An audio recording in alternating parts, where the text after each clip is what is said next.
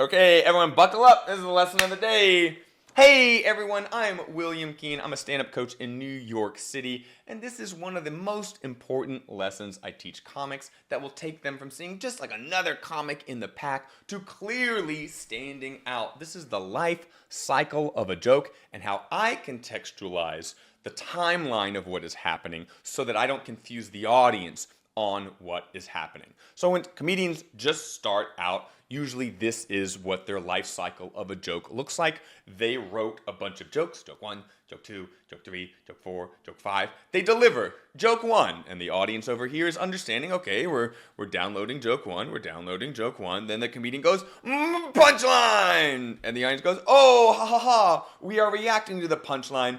And then the comedian, as soon as they deliver their punchline, much like an action hero walking off as the bomb explodes behind them, they already start joke 2 because as soon as they said the punchline, joke 1 was done for them. And so you can notice, while the audience is reacting to joke 1, the comedian's doing something else. Joke 2. Oh my goodness. And this is important because the comedian wrote things, pre-planned things, has a mindset of when it is one joke versus when it is the other versus the next thing, the agenda of the night. The audience is just vibing moment to moment. They don't know how they're supposed to feel. It is on us to teach them how to feel in relation to us, and we sort of drag them in to this paradigm by how we write and how we perform. So to break it down more specifically, usually the comedian is preparing for the next joke while the audience is reacting. Earlier on, comedians. Why this is bad? Why this is bad? Because the comedian gives it away. They telegraph this. You know, these are really good actors. There's only so much you can hide it. It can happen in multiple ways. It can happen with just a change in your face. Hey, I'm telling my joke. I'm telling my joke. Okay, I'm looking up. I'm trying to access memory. Oh, and there's my joke. Let me look down. Okay, I'm retreating into my head. You notice something has changed. You notice we're no longer in whatever that first vibe was. So you understand a code has been switched. A new dynamic is being established. Or physical body language. Yes, we're in the joke, joke, joke, joke. I drop it. Even if I have the same face, you know, we're in the payout mode. Now we're not. Now it's something else. Because I suddenly dropped the energy that was had. Or additionally, the biggest telegraph is changing our whole vibe. That's my sandwich. The other day I was driving to the store in my car, right? Very clear, distinct, different ways of talking to show this is one thing and this is the other. This is joke 1 and this is joke 2. And so when the audience clocks all of those things, they're going joke 1, joke 1, joke 1, joke 1, right? Right. That they think this time is about reacting to joke 1. And then they see us preparing, and they go, oh, no, you're telling them, no, this is not joke 1 time. This is joke 2 time. This is joke 2 time. And so instead of the audience celebrating the reaction of joke 1, they sit back to get the setup of joke 2. They go, Not because they don't like us. In fact, it's the opposite. Because they like us, we're signaling to them, settle down, class. So they, settle down, class, to hear the next thing that we are giving such import that we changed codes, that we switched our whole energy for. Okay, so why is this important? Well, let's just say without any of this dynamic, you set up a joke and you give a punchline.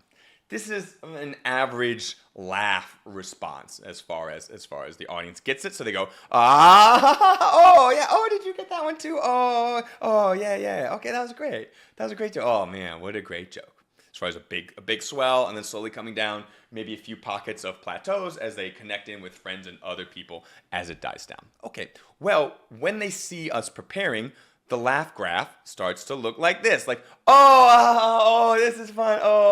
Let's settle down. Oh, so you lose this tail end of laughs. You see how much less area under the curve there is in that laugh, as non-mathematically precise as these graphs might be. Well, they settle down, and you can hear that settle down in the laugh. Now, because they're like, oh, let's listen, and then they settle down. Ideally, not only do we write our jokes, but we perform our jokes so that they have this kind of energy. First joke. Oh yeah, ha ha ha. Oh my God, we sort of get it. Okay, now we're sort of checking in. Oh, there's another punchline. Oh my God. Okay. Whoa, whoa, come down. And it's not just punchlines. It's not just secondary and tertiary punchlines that can do this. It's also just reacting to the audience to show we haven't moved on to joke 2. I'm enjoying the follow through of joke 1 with you. You're reacting, I'm reacting to your reaction, you're reacting to my reaction, to your reaction, and back and forth and back and forth. So that's why I call this re-reaction, because this is the comic re-reacting to the audience's reaction to show we are still in this moment. We are still celebrating this joke, etc., etc., etc. Instead of we have moved on. So if the original timeline looked like this of the bad version of the life cycle of a joke, ideally we can switch it where, okay, now when the audience has reacted a little bit, we deliver punchline 2. So now they react some more. Oh, we've gotten more payoff for the same amount of setup. Well, maybe then we do punchline 3 or a reaction 3. Oh, okay, then they react more. And then this is sort of a good life cycle of a joke. See how much more red payoff we got from the audience? Stand-up success metric is noise from the audience. And we got more of it here. Okay, and remember, these don't have to just be punchlines. These can also just be reactions to the crowd. I will show you with footage from myself after I do this whole lesson. Okay, so preparing, instead we want to do the punchlines or the re-reaction. And if you're not a vibe comic, the good part about this is if you are not a vibe comic, where you feel hard to like get that sort of like re-reacting as the follow through, you can write towards this. You can pre-plan to make sure you have that second, third punchline so you at least stay in the idea. So that you don't telegraph, oh, I think this joke is done because I have no more additional jokes, and then the audience follows your telegraph. You have additional jokes, so at least even if you're not a good actor, you're telegraphing what you think is happening, which is the joke is still here. We are still in the joke because you have additional jokes to say as part of the joke. Great. Okay. Now, what I want to point out is even in this better joke cycle where we have the joke and the multiple payoffs, punchline or re-reactions, a similar dynamic to the preparing happens if we transition. If we know joke 1 is dead and moving into joke 2, a lot of comedians will telegraph that transition. How do they telegraph that transition, William? It's the same thing of how we telegraph we might be preparing. We might change our face of, oh, we're joking, okay, and we joked again, and now, hey, we joked again, okay, the fun is over. It could be body language. Oh, I'm comfortable. We're playing with each other. Okay, now I'm more formal. Okay, well, it's the same energy shift from thinking about the next joke. Or, once again, the language change. That's my sandwich. The other day I was driving to the store in my car. Blah, blah, blah, blah. Same thing as the preparing. Okay, and why this is bad is because, similarly, the audience is like, yay, we're in joke 1. Joke 1 is fun. We're laughing at joke 1. And you're saying, no. Joke 1 is dead. Even the follow through, even the additional payoffs. Oh, okay, now we're moving into joke 2. And joke 2 is not necessarily fun. Joke 2 is a different energy. And then the audience follows. They go, oh, okay, well, let's follow your energy into joke 2, etc. Okay. So the reason why this is detrimental to us is because we develop such momentum from joke 1, especially if you have multiple payoffs. The audience was quiet, and now they're like, yes, oh my God. We took them from no energy to a high energy state, and now as they're coming down, they're still at a decent high energy. So for the next joke, all you have to do is pop them up a little higher. If we can keep this momentum, we can just keep popping them higher, let them rest a little bit, but then pop them again. Pop. If we really let the energy out of the room, then we have to lift them back up to where we already had them to get the next payoff. And it's a lot of wasted energy, and especially because early comics have terrible transitions every time. They are constantly having to re-put in this energy when they could just be boom, boom, boom, boom, boom, boom, boom, and saving this huge lift from the ground. Okay. Imagine in another contextualization that we're on a road trip. Joke 1 is a road trip. We're on a road trip together. Yes. And during the course of the road trip, Fun. We get fun. The character of fun joins us on a road trip. Hell yeah, this road trip is fun. We got fun in the car. And as long as you stay in that idea, the audience knows this is the fun road trip. Yeah, we're going to be doing other things. Okay, marvelous, marvelous.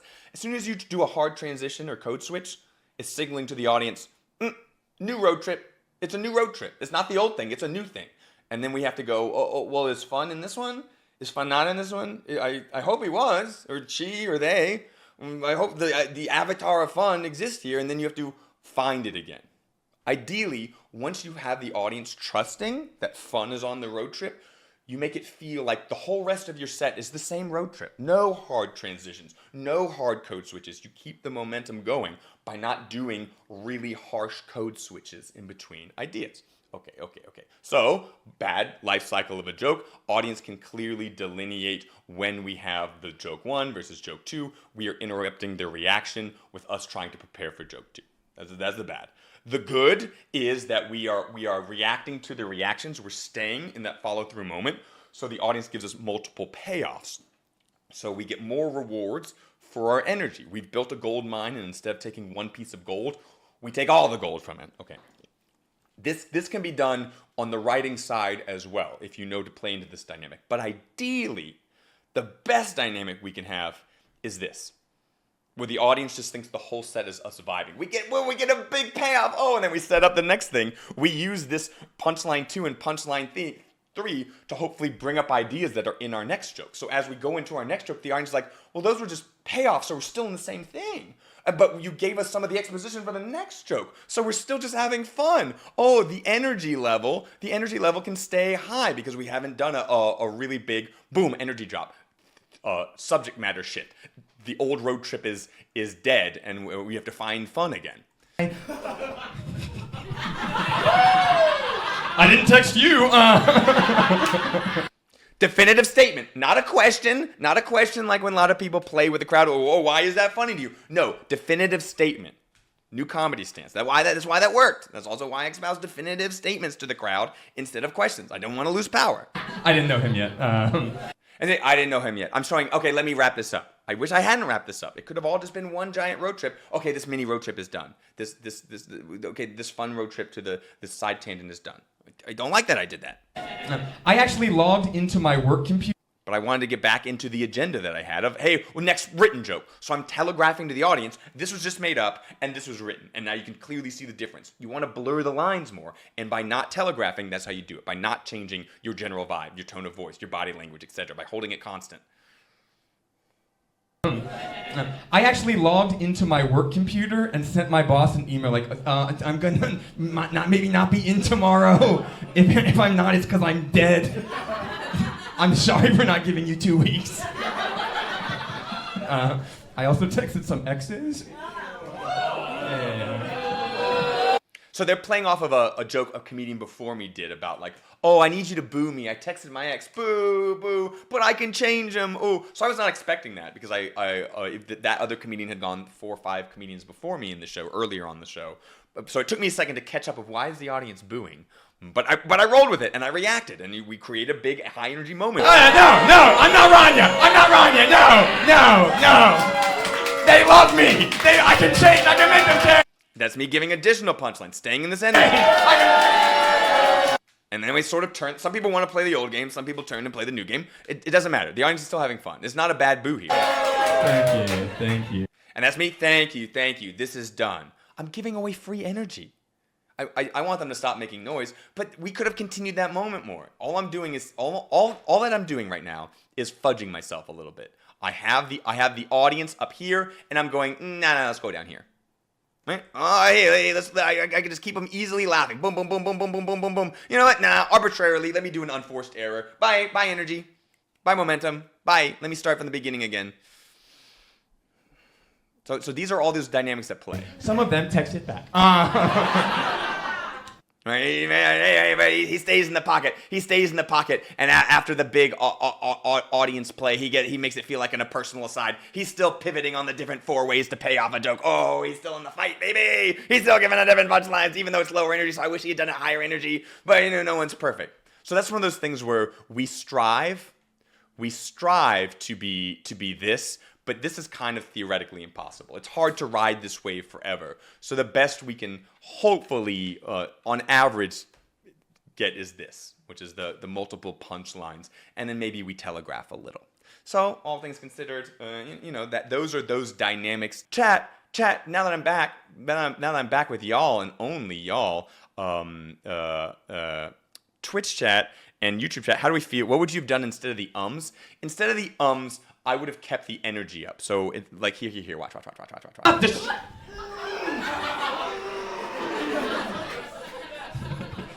I mean, in a way, we're all doing it right now.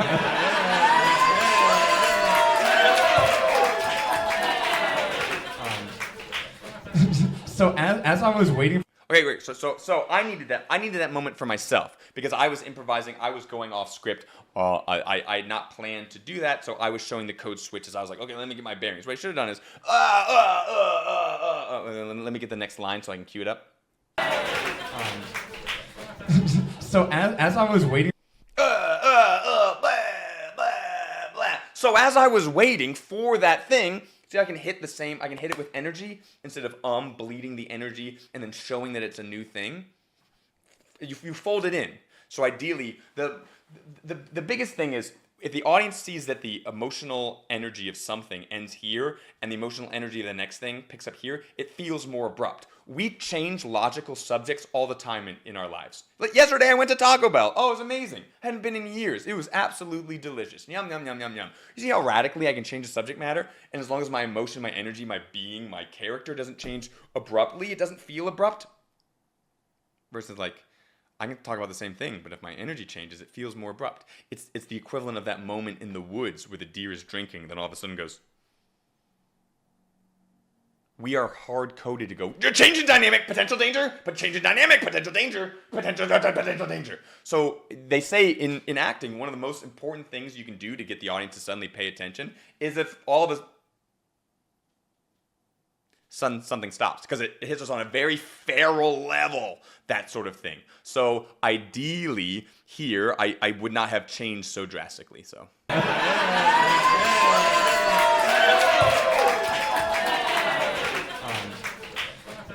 So as I was. So as I was waiting for the ambulance, almost dying, boom, that's keeping the momentum. Versus the stutter step in the middle, which doesn't lose all the momentum, but it does telegraph, and you bleed a little bit. Which, look, no one's going to be perfect, but this is how you get those percentage points on top.